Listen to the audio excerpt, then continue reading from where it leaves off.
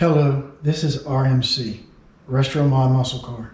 I'd like to talk to you about our 1961 C10 LS2. This project's not going to feature any body work because we're going to keep the original patina paint.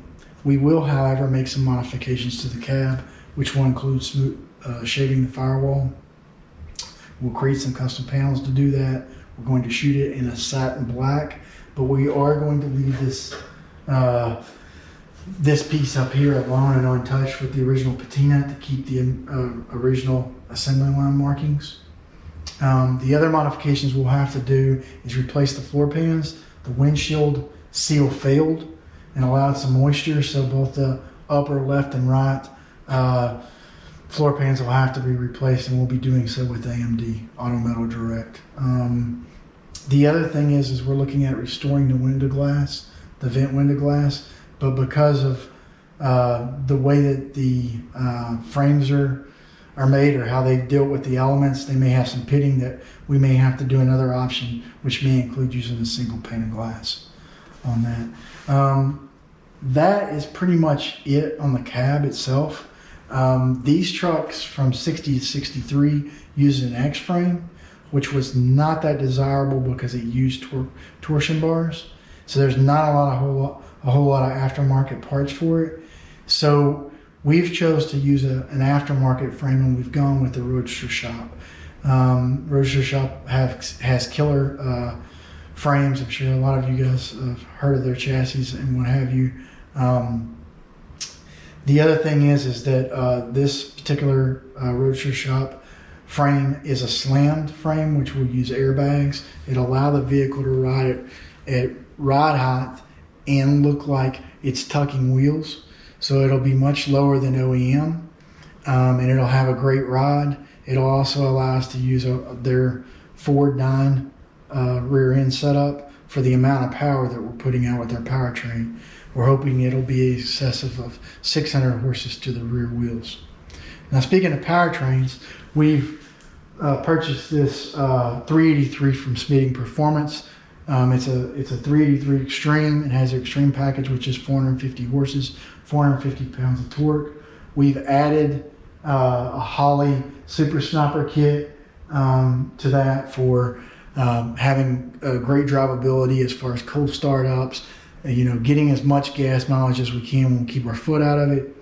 The other thing that we've done with this with the 383 is we've got a vintage air cleaner that we're going to set up with the TorqStorm setup. We've partnered with them.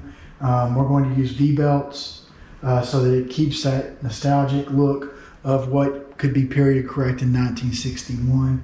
We will paint this motor Chevrolet orange, and we'll tape off the ARB bolts, tape off the things, the little accents that makes the motor.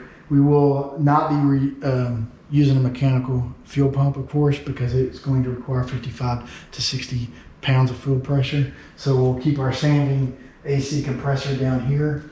We will not be using power steering. This truck had an original steering box, was manual, and we fell in love with the manual. If you've ever driven one, you can really feel the road. And I don't think we want to get away from that. I think it would take away from the truck.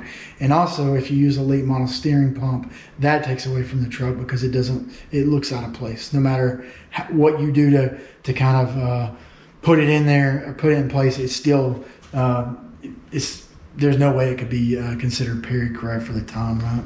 So I think that'll get us close, of looking at this small block as something that could be from 1961. We're going to do a couple of surprises. We're not just going to bolt on the TorqStorm SuperCharger.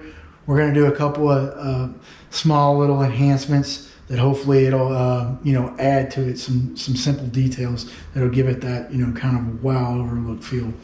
The other thing that we're going to be doing is getting a Tremec 6-speed, a Magnum, because of the amount of horsepower this truck will be putting out. The Magnums are good to 700 horses.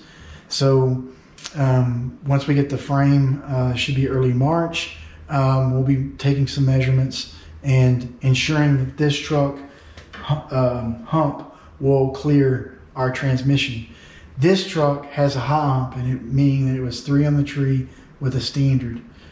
So it has the high hump that's removable. And with this in 61, they're removable, I believe, all the way to 66 if you could get a truck with that 3-speed and the high hump. So hopefully we won't have to build a custom tunnel. That may be something that's another bridge we may have to cross.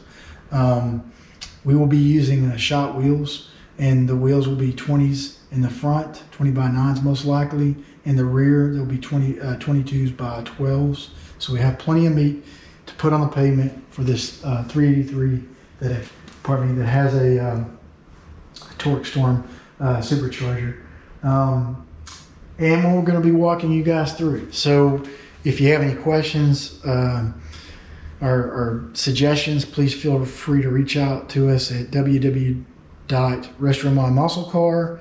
Instagram, you can always go out there. It's RestroMyMuscleCar as well. We'll be updating, taking pictures, maybe some small videos.